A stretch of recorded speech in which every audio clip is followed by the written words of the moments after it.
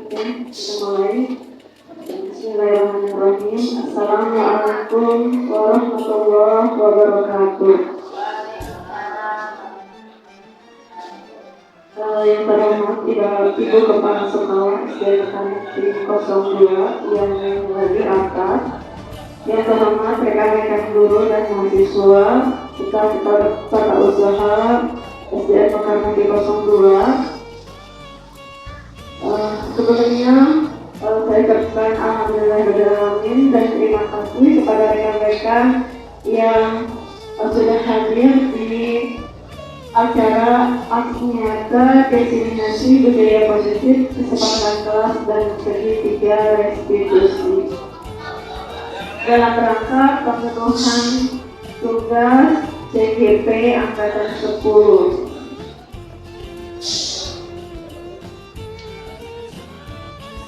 Diseminasi budaya positif kesepakatan kelas dan segitiga restitusi.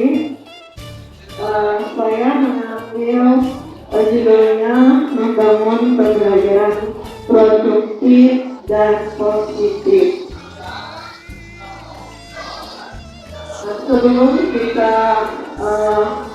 ke materi, alangkah baiknya kita untuk briefing dulu ya, biar rekan-rekan semuanya fokus dulu untuk acara ini. Saya mohon waktunya untuk 1 jam di acara diseminasi ini.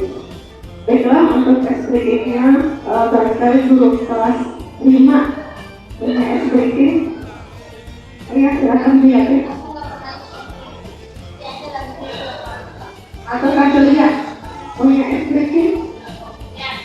Ayo, briefingnya barangkali guru kelas 5 punya briefing. Ayo, silakan lihat ya. Atau Kak lihat punya briefing?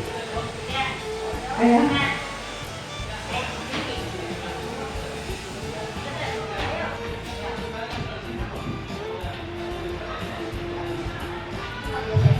Semangat. Pertama tepuk semangat. Semangat pentingnya. Kita mulai 1, 2, 3. Tepuk semangat.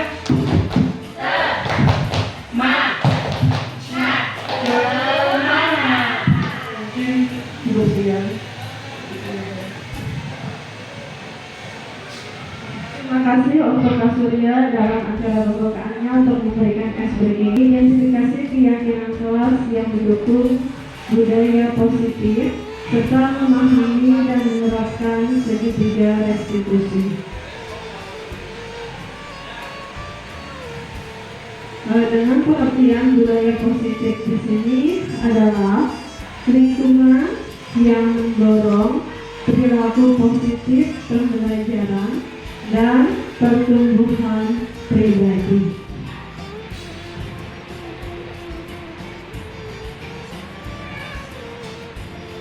Sebelum lanjut ke materi, saya harap ini dilaporkan sampai ke ini ya Bu, BPJD Jabar. Tolong untuk koreksiannya disimpan dulu. Kita lanjut.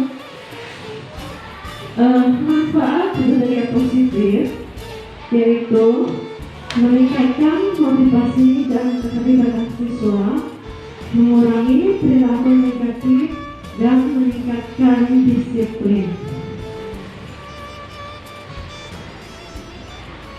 Dan di sini kita ke komponen budaya positif. Komponen budaya positif yaitu perubahan paradigma belajar. Nah, perubahan paradigma belajar seperti yang diungkapkan oleh Ki Hajar Dewantara, bahwa kita sebagai guru itu sifatnya. Dan rekaman ini dilaporkan sampai ke Jawa Barat ketika Kementerian juga rekamannya. Kita lanjut.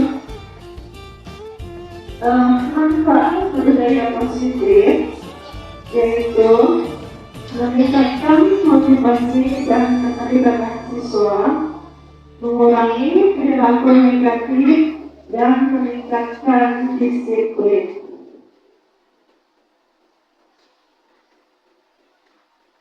Dan di sini kita ada komponen budaya positif. Komponen budaya positif yaitu perubahan paradigma belajar.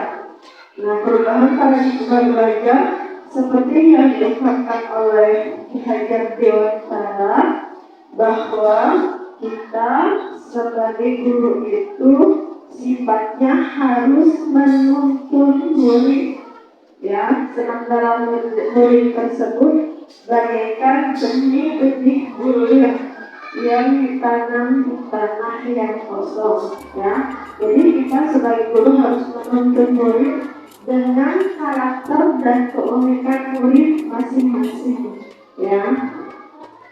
Terus disiplin positif. Ini disiplin positif di sini. Kalau dulu kita kan ada peraturan untuk disiplin. Kalau sekarang kita disiplin positif ini berdasarkan pada kesadaran murid. Yang ketiga, motivasi perilaku manusia. Motivasi perilaku manusia ini berdasarkan pada yang keempat, yaitu kebutuhan dasar manusia, posisi kontrol, restitusi, dan keyakinan keras serta segitiga restitusi. Nah, keyakinan keras di sini adalah pengertiannya prinsip-prinsip yang dipegang oleh semua anggota kelas tentang bagaimana berperilaku dan berinteraksi.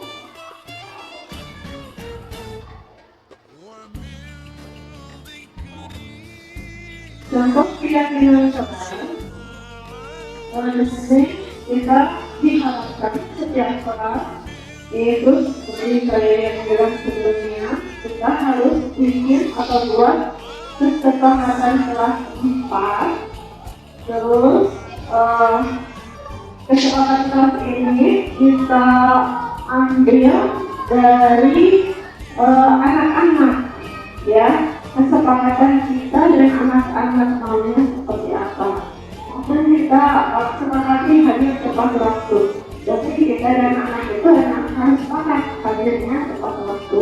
Misalkan untuk masuk jam 11, ya berarti kita harus tepat waktu masuk jam 11. Kalau misalkan kita lebih, berarti kita harus ada konfirmasi dulu kepada anak tersebut.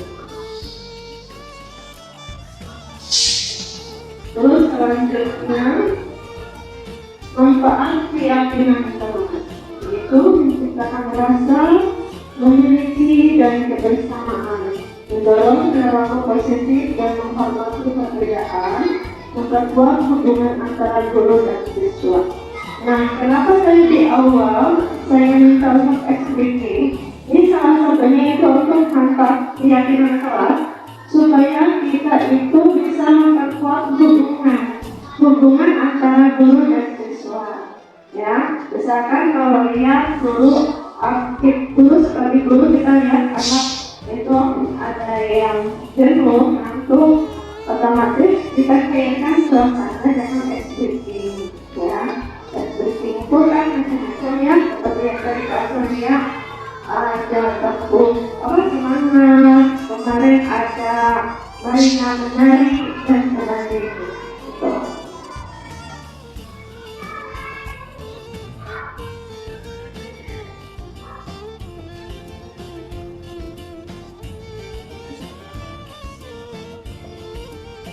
Selanjutnya, penerapan keyakinan keras melibatkan siswa dalam merumuskan keyakinan keras, menjawab dan merefleksikan keyakinan secara berkala, memberikan contoh perilaku yang sesuai dengan keyakinan kelas tersebut.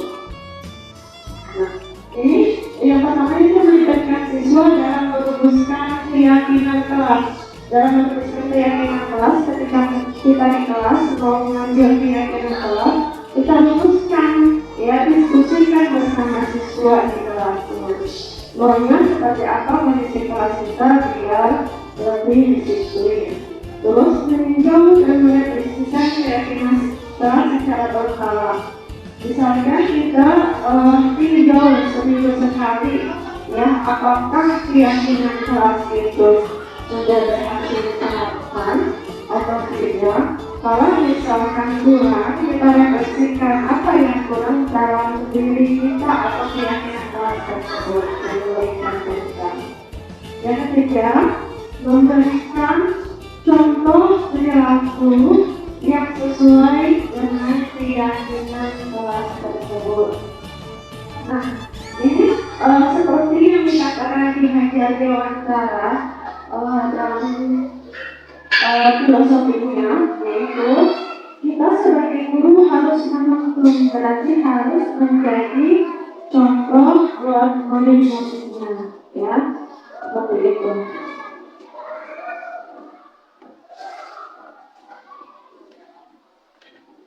Nah, untuk penerapan keyakinan kelas tersebut, kita juga harus mengetahui 5 kebutuhan dasar manusia, ya. Ini 5 kebutuhan dasar manusia ini mestinya harus terpenuhi. Bukan hanya buat anak, mungkin ya, buat kita juga sebagai guru ini adalah merupakan kebutuhan semua manusia, ya. Yang pertama yaitu bertahan hidup, ya. Semua orang itu pasti dengan berbagai cara, mau caranya baik atau enggak, mungkin berusaha untuk bisa bertahan hidup. Yang kedua yaitu kasih sayang dan rasa diterima. Nah, kita atau anak, misalkan kalau ada anak yang tingkahnya agak lain dari temannya, kita analisis dulu apakah anak tersebut kurang kasih sayang dari orang tuanya atau butuh perhatian dari kita sebagai gurunya, seperti itu. Selanjutnya yaitu kebebasan. Kalau anak sekarang biasanya kenal namanya istilah jangkos. Nah, kenapa anak pengen jangkos? Oh, ternyata anak itu butuh kebebasan dalam kebutuhan dasar manusia, ya. Nah, itu adalah kita analisis bahwa kenapa anak seperti itu, ternyata anak butuh kebebasan. Terus selanjutnya kesenangan. Nah, ini untuk kesenangan kita ciptakan suasana kelas yang menyenangkan, ya. Untuk di kurikulum Merdeka ini kita ciptakan kelas yang menyenangkan.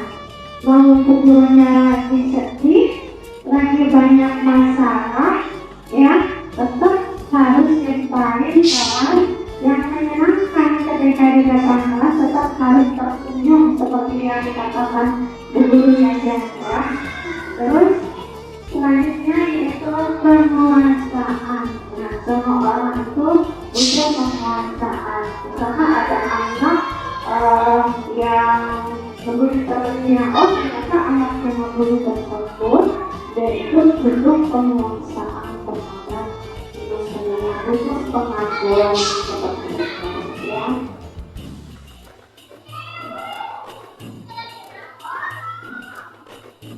Nah, sesuai dengan teori kontrol dari Dr. William Glasser dan Ian Gozen, berkesimpulan ada 5 posisi kontrol yang diterapkan seorang guru, orang tua ataupun atasan dalam melakukan kontrol. 5 posisi kontrol tersebut adalah 1, penghukum, ya. Penghukum itu seperti apa? Contoh, misalkan jika kita melihat anak kita yang tidak mengerjakan PR, langsung kita hukum aja,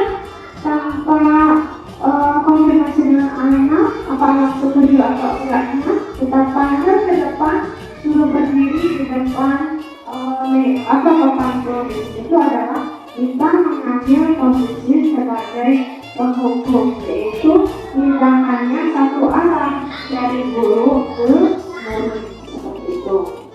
Yang kedua, membuat rasa bersalah. Ini tindakannya juga sama satu arah, yaitu dari guru. Misalkan guru itu udah menasihati anak beberapa kali, cuma anaknya yang melanggar hati, yang dari anak-anak ya, terus kita bilang, ibu itu harus bagaimana supaya kamu itu bisa disiplin, misalkan ibu harus gimana lagi. Nah, pernyataan itu atau pertanyaan itu membuat anak merasa bersalah seperti itu kepada gurunya. Terus yang ketiga sebagai teman.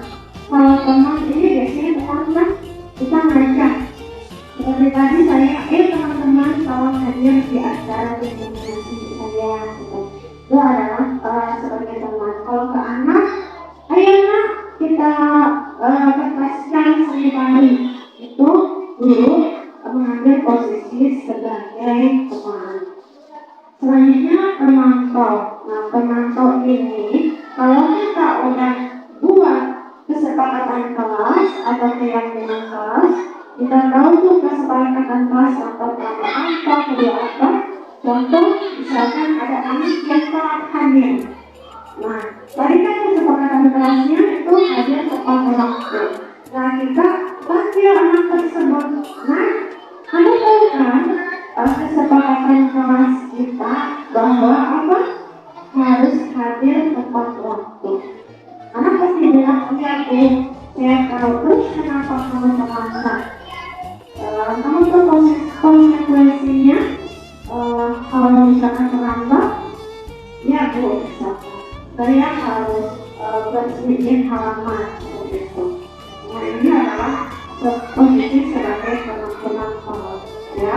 Jadi memantau anak dengan melihat keyakinan kelas dan kita dikasih tahu bahwa konsekuensinya seperti itu. Sementara posisi sebagai manajer, ketika kita telah membuat keyakinan kelas dan menemukan anak yang melanggar, misalkan kurang disiplin atau melanggar ya, telah datangnya ke kelas, kita panggil. Karena ketika kita udah masih pembelajaran kepada anak yang lain, kita panggil di ruang kantor atau di ruang TK ya. Kita panggil anak tersebut.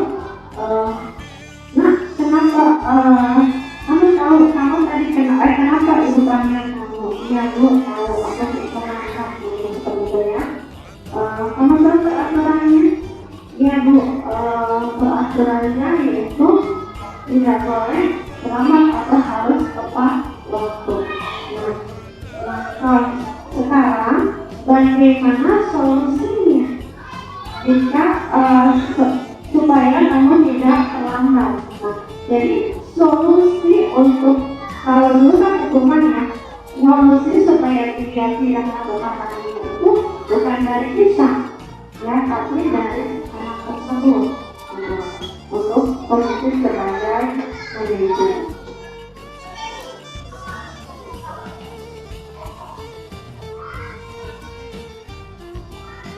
Nah, kita lanjut dari segitiga diskusi. Sebelumnya kita screening dulu biar gak jenuh. Siapa yang mau screening? Ibu Yayan, silakan.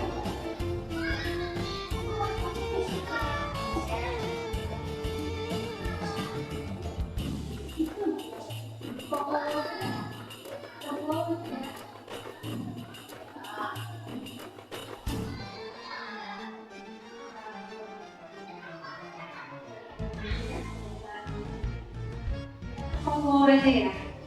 Sudah tahu sudah ada ya.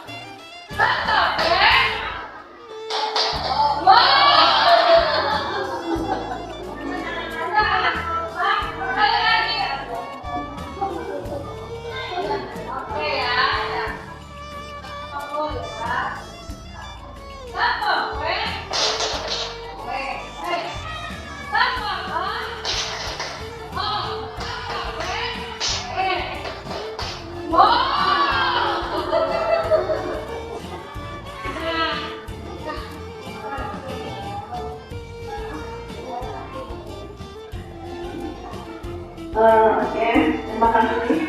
Eh, saya tambahin ya untuk SPG-nya. Kalau misalkan kita cukup fokus kita ya, yang itu biar fokus lagi.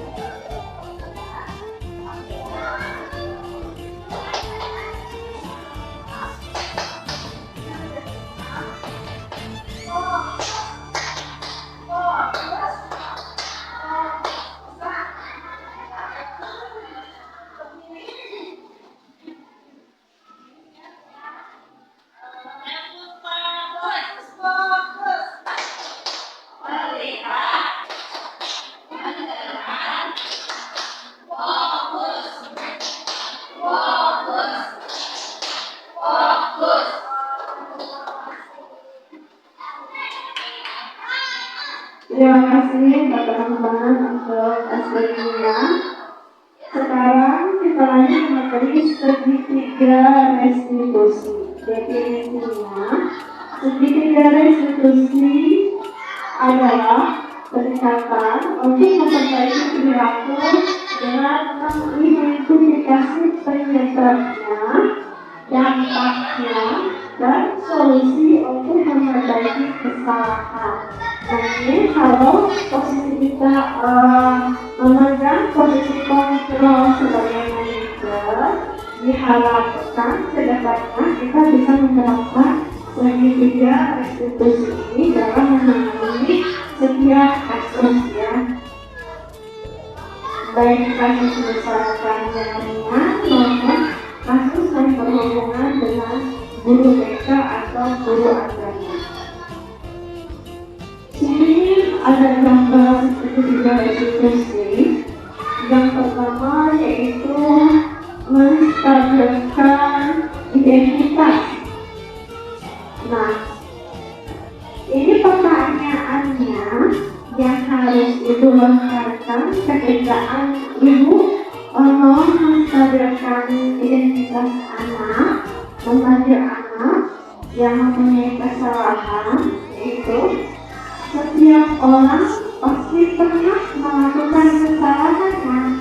Itu pertanyaannya ya. Terus kamu bukan satu-satunya yang pernah melakukan ini. Itu kita stabilkan dulu identitasnya dengan kita mengucapkan kata-kata seperti itu. Terus yang kedua, menanyakan keyakinan. Memvalidasi tindakan yang salah dulu. Yang kedua yang sebelah kanan, memvalidasi tindakan yang salah dengan kita mengucapkan seperti ini.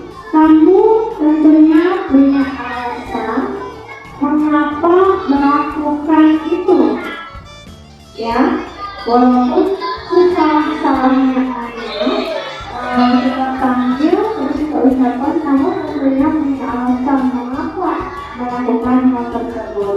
Pertanyaan ini mungkin berhubungan dengan tadi kebutuhan manusia. Terus adakah cara yang lebih efektif untuk mendapatkan apa yang kamu butuhkan? Nah, ini pertanyaan berhubungan dengan kebutuhan sebagai manusia. Lanjut, yang ketiga yaitu menanyakan keyakinan. Nah, keyakinan kelas apa yang telah kita sepakati? Karena anak melanggar pertanyaan keyakinan kelas apa yang telah kita sepakati? Kamu ingin menjadi orang seperti apa?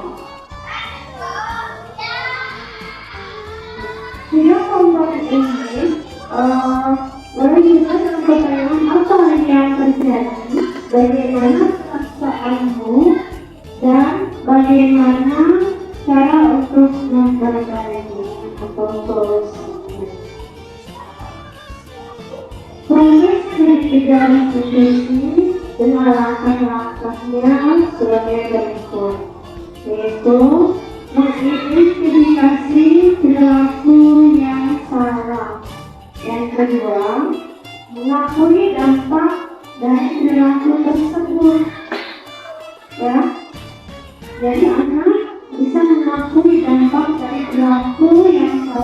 dia lakukan. Yang ketiga, merencanakan tindakan untuk memperbaiki dan mencegah perilaku serupa di masa depan. Nah, kita, guru dan anak tersebut bisa merencanakan tindakan untuk memperbaiki dan mencegah perilaku serupa di masa depan. Oke, sebenarnya ini semua udah kita lakukan, cuma teorinya baru sekarang ternyata ini yang dinamakan segitiga restitusi seperti itu. Selanjutnya, manfaat segitiga restitusi. Manfaatnya membantu tanggung jawab pribadi dari si anak tersebut. Yang kedua, meningkatkan kesadaran sosial dan emosional. Yang ketiga, mendorong solusi yang konstruktif dan berkelanjutan.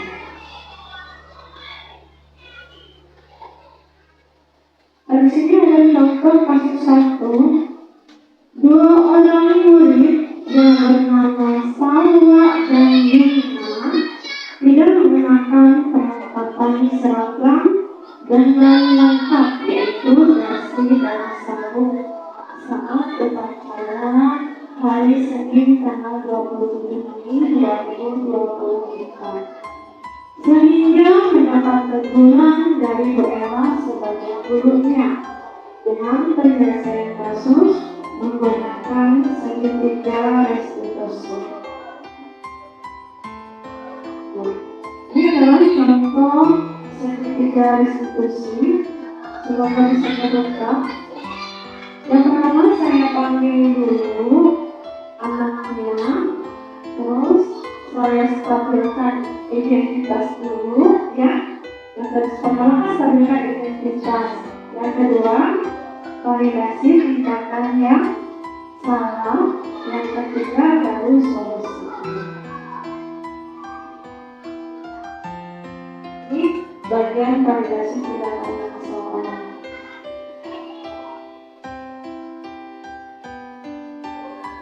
Kita suaranya yang tak kedengaran.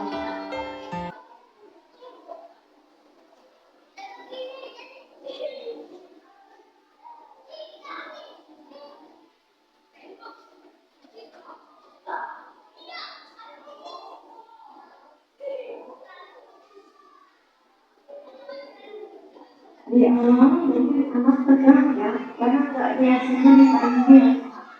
Anak, kenapa bos ya dipanggil gitu? Dia tegang, tapi lama-lama dia agak tegang karena kita stabilkan identitas, terus validasi tindakan yang salah dan menanyakan yang benar. Atas kesalahan mereka, apa solusinya? Solusinya dia akan memberi dasi karena dasinya hilang, ya, akan memberi dasinya dan expertnya karena dasinya hilang. Terus kalau misalkan 2 kali dia akan pinjam ke temannya atau ke kakaknya untuk solusinya dari anak kos sendiri. Ini juga ada contoh kasus dua orang murid yang bernama Danis dan David tidak mengerjakan PR matematika, sehingga BL menegurnya dengan menyelesaikan kasus menggunakan segitiga restitusi. Ini contohnya sama. Pertama, kita stabilkan identitas dulu, anak dipanggil dari depan anak-anaknya, ya, dan dari depan teman-temannya kita mencet semuanya, atau kita panggil, ya.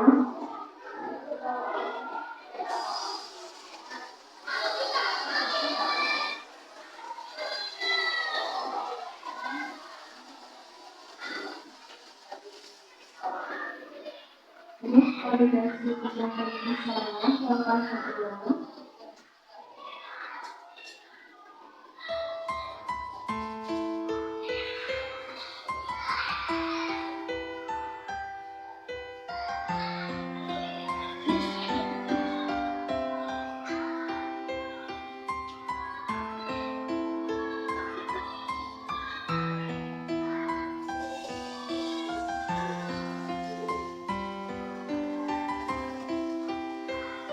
dengan keyakinan solusinya dia akan mengerjakan PR pada hari itu dengan minta waktu tambahan untuk mengerjakan PR.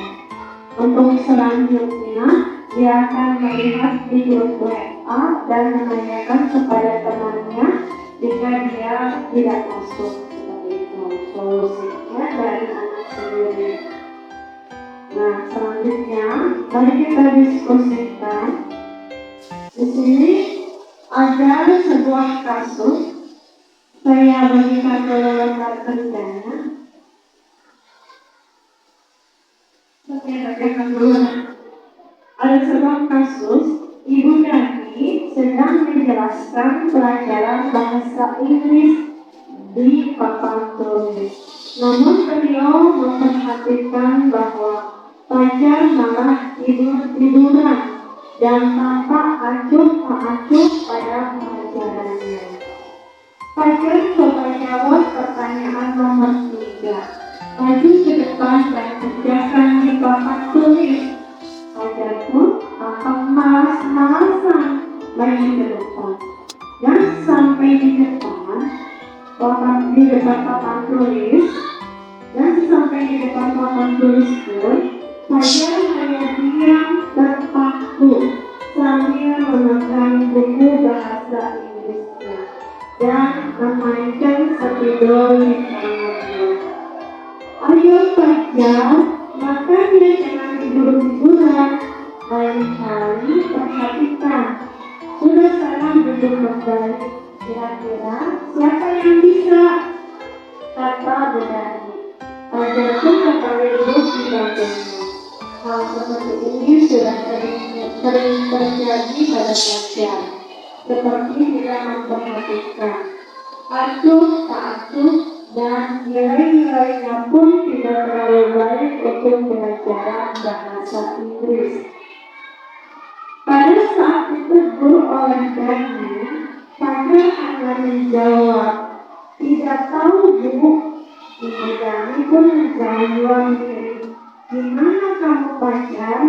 Kamu tidak kasihan sama ibu ya?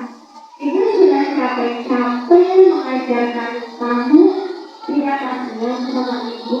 Fajar pun diam begitu.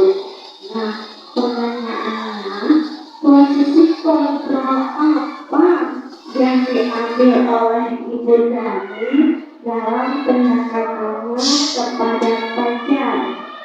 Yang kedua, membaca sikap Fajar, kira-kira kebutuhan apa yang diperlukan oleh Fajar? Tadi kan ada 5 kebutuhan dasar manusia dan ada 5 posisi kontrol guru atau orang tua. Baru sekarang ternyata efek dan selalu berdampak segitiga restitusi seperti itu ya. Selanjutnya manfaat segitiga restitusi. Manfaatnya membangun tanggung jawab pribadi dari si anak tersebut. Yang kedua, meningkatkan kesadaran sosial dan emosional. Yang ketiga, mendorong solusi yang konstruktif dan berkelanjutan. Di sini ada contoh kasus 1. 2 orang murid yang bernama Salwa dan Yuna tidak mengenakan perlengkapan seragam dengan lengkap, yaitu dasi dan sabuk saat upacara hari Senin tanggal 27 Mei 2024, sehingga mendapat teguran dari Bu Ella sebagai gurunya dengan penyelesaian kasus menggunakan segitiga restitusi. Ini adalah contoh segitiga restitusi. Semoga bisa terbuka. Yang pertama saya panggil dulu anaknya, terus saya stabilkan identitas dulu ya. Yang pertama kan stabilkan identitas. Yang kedua validasi tindakan yang salah. Yang ketiga baru solusinya. Ini bagian validasi tindakan yang salah.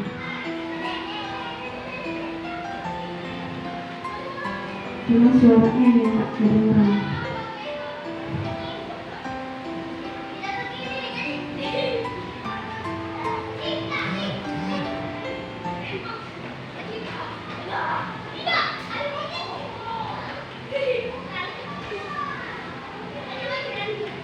Di awal mungkin anak tegang ya, karena nggak biasanya dipanggil.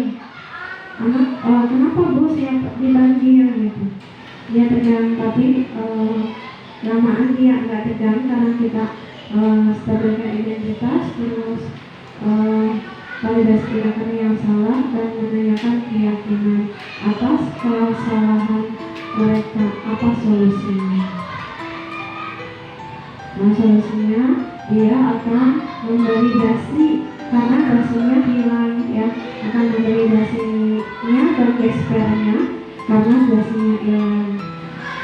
Terus kalau misalkan belum beli, dia akan pinjam ke temannya atau ke kakaknya untuk solusinya dari anak sendiri.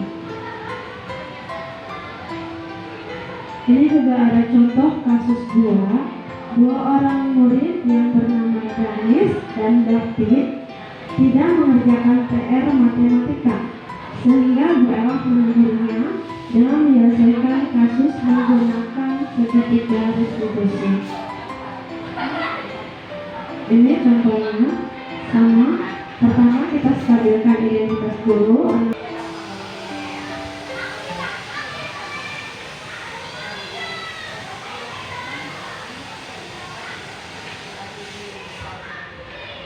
Terus validasi tindakan yang salah, contoh kedua.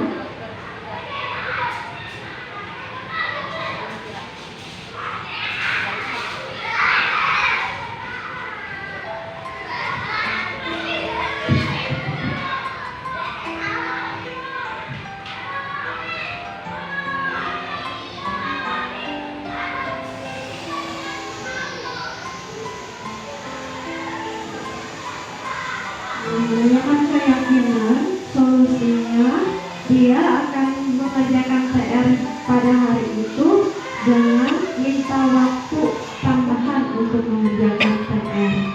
Untuk selanjutnya dia akan melihat di grup WA dan menanyakan kepada temannya jika dia tidak masuk. Seperti itu solusinya dari anak sendiri.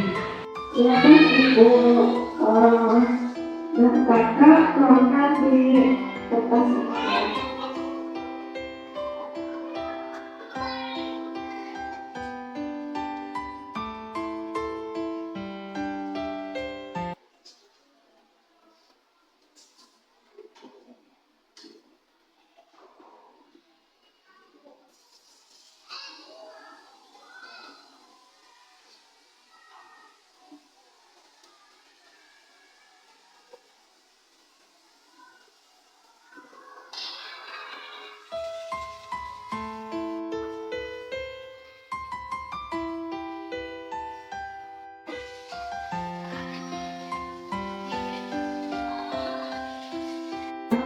Penguasaan dan kesenangan.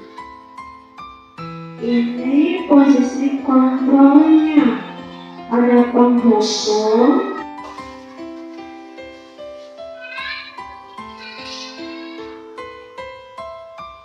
kebutuhan.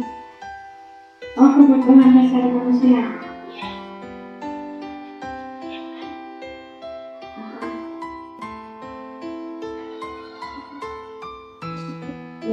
Gimana kebutuhan dasar manusia?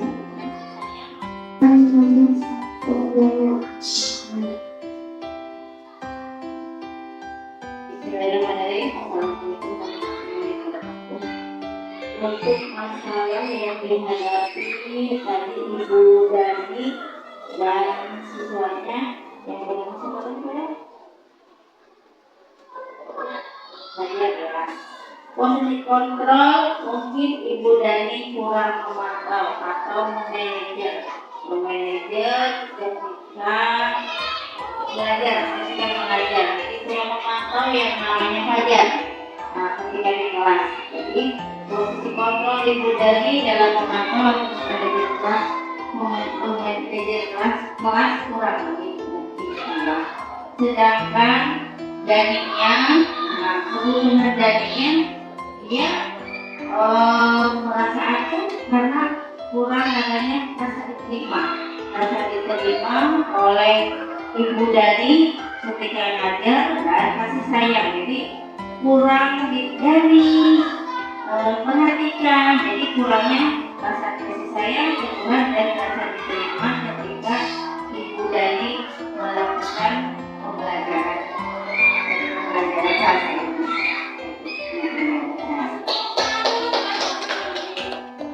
Terima kasih Bu Siti. Posisi kontrol yang Ibu Dani dalam pendekatan kepada Kak Fajar menurut Bu Siti sebagai manajer, ya. Terus sikap kebutuhan apa yang diperlukan oleh Fajar, yaitu kurangnya kasih sayang. Oke, kita tampung dulu ya. Silakan yang lain, Bu Badriah, kalau sudah selesai, ya ke depan silakan. Ya, ini berhubungan dengan ibu seperti guru TK di sini. Ayo.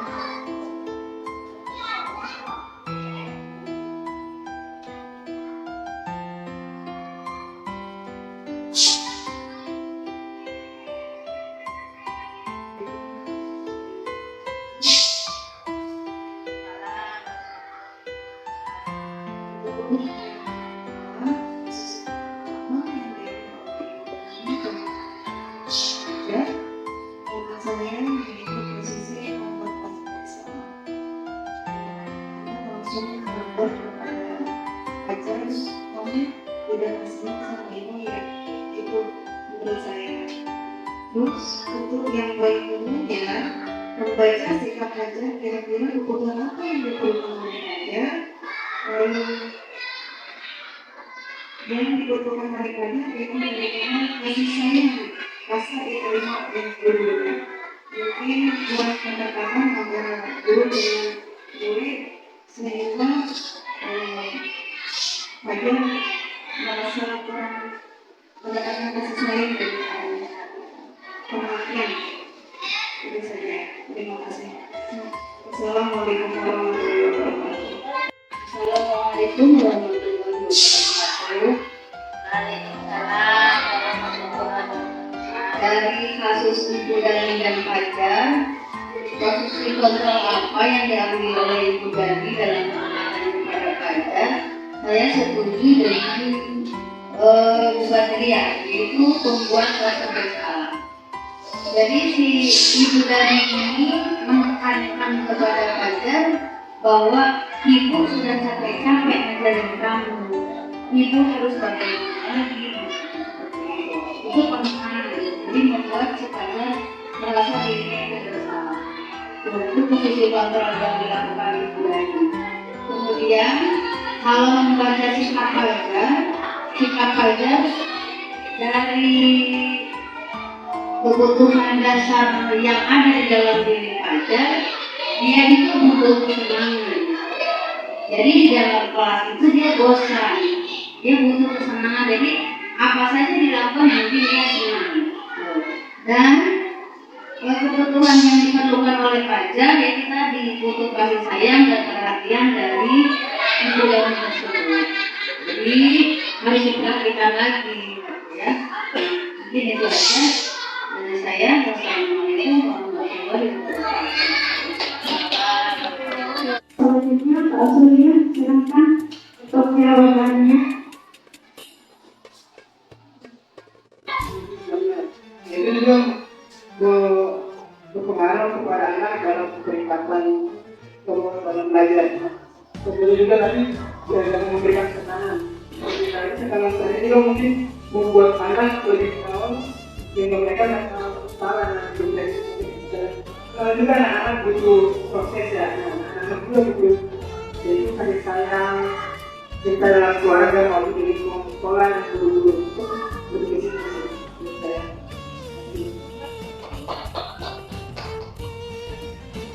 Kak Surya, yang menurut Kak Surya, posisi yang diambil Ibu Dani pendekatannya sebagai manajer, Terus kebutuhan pajaknya kurang kasus pokok. Sekarang menurut biaya, ya silakan. Saya setuju sekali dengan pendapat tadi dari Bu Yati, Bu Banian dan Surya ya. Jadi pada diskusi kali ini, posisi kontrol apa yang diambil oleh Bu Dani? Menurut saya, posisi kontrol yang diambil dari Ibu Dani itu yaitu membuat rasa bersalah, ya, membuat rasa bersalah, dan kemudian membaca sikap Fajar, kira-kira kebutuhan apa yang diperlukan oleh Fajar. Itu pun saya masih sependapat ya. Jika kebutuhan yang diperlukan Fajar adalah kasih sayang dan rasa diterima, ya itu menurut saya. Mungkin kedekatan antara guru dan siswanya mungkin masih belum terlalu dekat ya. Biasanya sih kalau posisi kontrol merasa bersalah itu biasanya guru itu berusaha lebih untuk menjaga siswa, ya. Dia akan bicara kepada siswa itu berceramah sehingga membuat siswa itu oh iya saya dalam salah. Jadi membuat siswa itu merasa bersalah. Jadi yang diungkapkan oleh guru itu yang mengungkapkan rasa kekecewaan dia terhadap siswanya. Mungkin itu menurut saya. Terima kasih.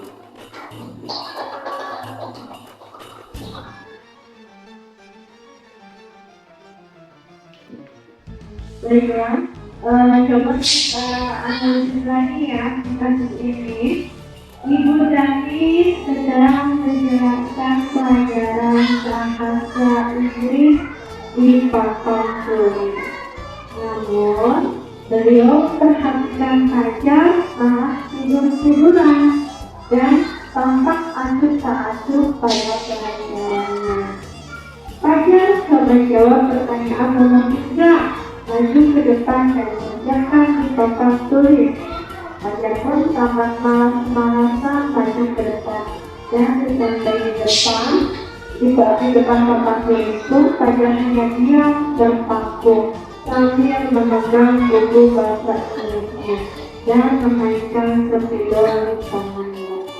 Ayo Fajar, makanya jangan tidur-tiduran, lain-kali perhatikan.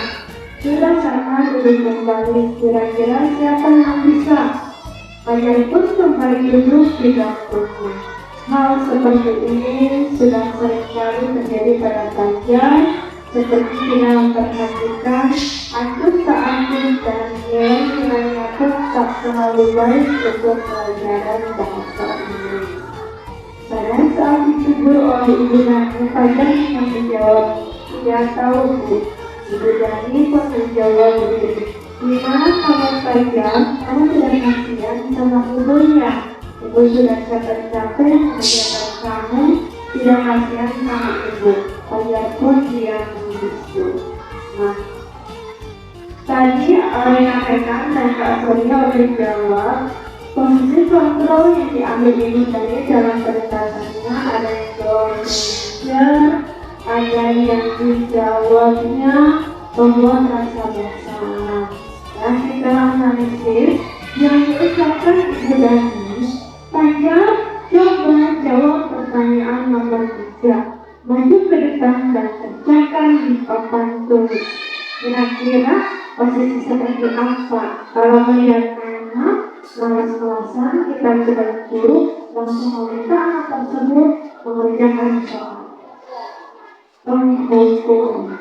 Jangan di bagian Fajar coba jawab pertanyaan nomor 3. Maju ke depan dan kerjakan di papan tulis. Tidak, dia langsung duduk untuk mengerjakan soal. Lanjut lagi, Ibu Dani mengatakan, "Ayo Fajar, makanya jangan tidur-tiduran, lain kali perhatikan. Sudah sana, duduk kembali. Kira-kira siapa yang bisa?" Kira-kira itu posisi yang diambil Ibu Dani sebagai apa?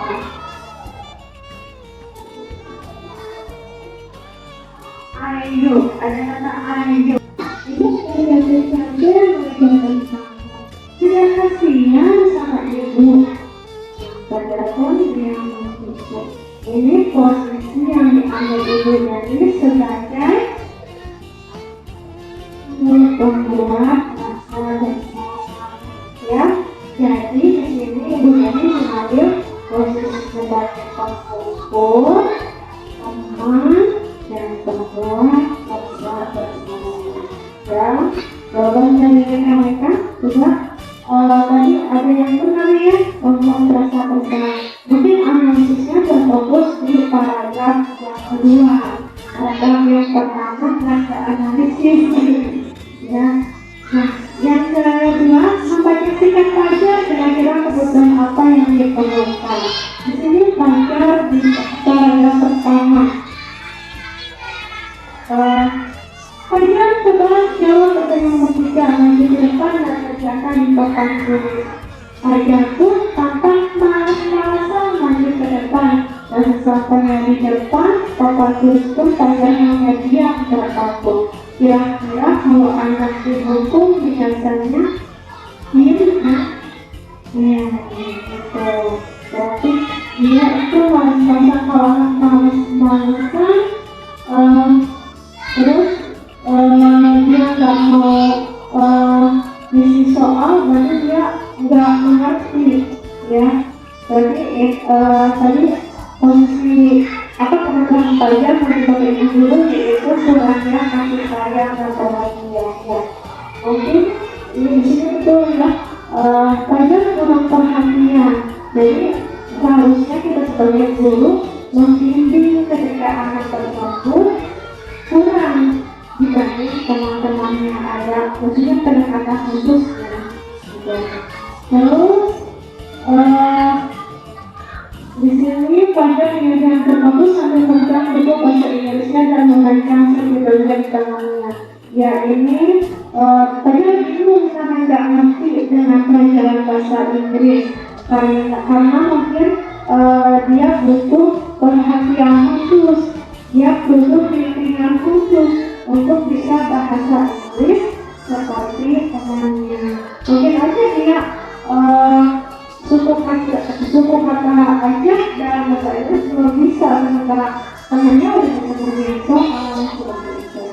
Nah, terus di sini pelajar pun kembali duduk di bangkunya. Hal seperti ini sudah seringkali terjadi pada pelajar, seperti dia memperhatikan akhir dan nilai-nilainya pun tidak terlalu baik untuk pelajaran bahasa Inggris. Nah, akhir tadi di sini pelajar kayaknya nyari perhatian dan dengan dia asik sendiri kelas melakukan aktivitas yang tidak wajar seperti itu. Nah, untuk posisi kebutuhannya ada betul. Untuk posisi kontrol ibu nya mungkin bapak ibu dulu kurang analisis di paragraf 1 ya, analisisnya seperti itu. Baiklah, untuk kesimpulannya silakan mau dibacakan oleh siapa? Lihat tentang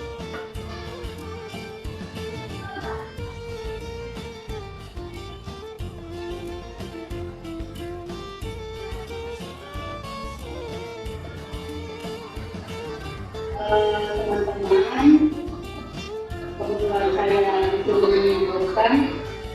Saya setelah baca kesimpulan di sini yang kita bahas hari ini, yaitu yang pertama adalah budaya positif, yang kelas dan sertifikat restitusi adalah hal penting dalam menciptakan lingkungan belajar yang mendukung. Sebenarnya kita sudah melakukan semuanya, cuma kita mungkin tidak terlalu paham ataupun tidak terlalu mengenal apa itu sertifikat restitusi.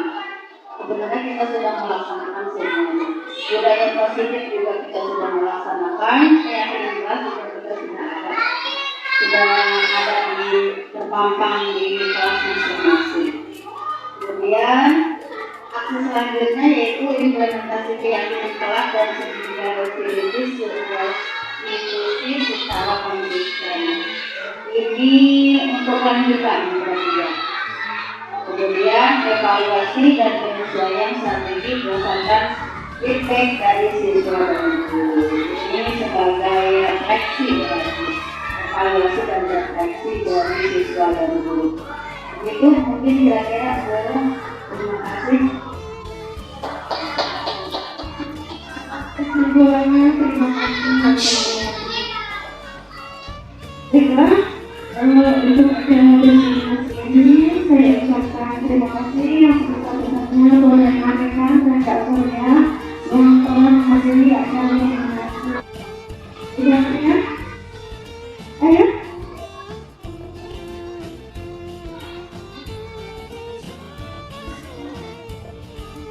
Oke, sebelum nanti kesimpulan lagi, kita sedikit lagi ya.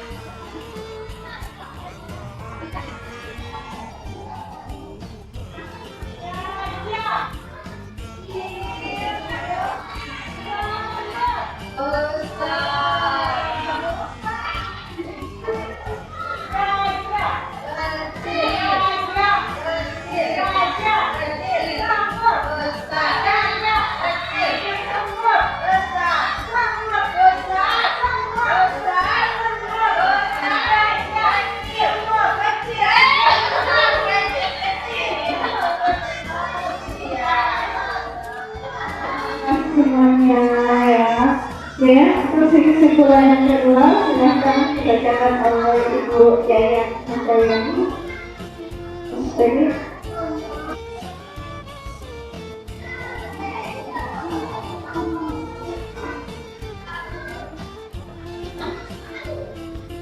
baik, saya akan membacakan kesimpulan dari nanti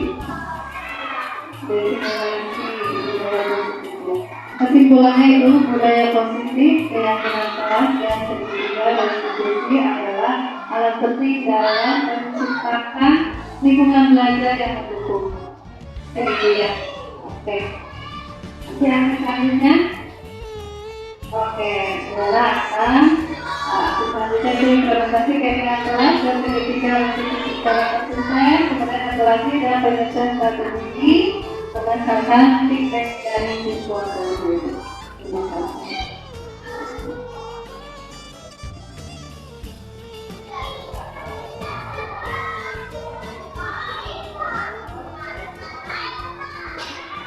Ya, terima kasih untuk Bu Yaya. Untuk kesimpulannya, tadi sudah dinyatakan sama Bu Yaya dan Bu Yaya. Kesimpulannya dari diseminasi ini adalah budaya positif, keyakinan kelas dan seni secara institusi adalah alat penting dalam menciptakan lingkungan belajar yang mendukung. Dan aksi selanjutnya kita sama-sama implementasikan keyakinan kelas di kelas masing-masing dan segitiga institusi secara konsisten ketika kita mendapatkan masalah dalam kedisiplinan anak. Terus evaluasi dan penyesuaian strategi berdasarkan feedback dari siswa dan guru. Terima kasih untuk waktunya hari ini. Wassalamualaikum warahmatullahi wabarakatuh.